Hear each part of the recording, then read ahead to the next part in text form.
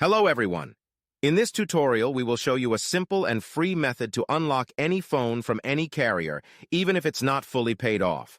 No more expensive unlock fees or shady third-party services. We've got the solution you've been looking for.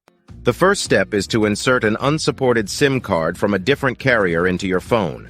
Once you power up your phone with the new SIM card, you'll receive a message asking for an unlock code. All you have to do is enter the unlock code, and your phone is now fully unlocked and ready to be used with any carrier you choose. And here's the best part. We will show you how to get the unlock code.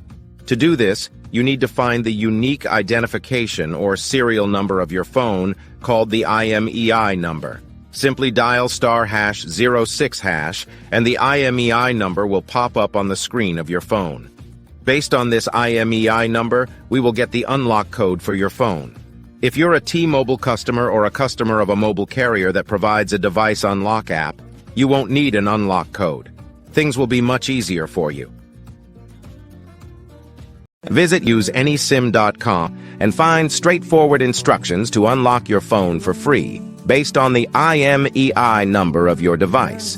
Get started now and enjoy the freedom of an unlocked phone, all for free. Thank you for watching.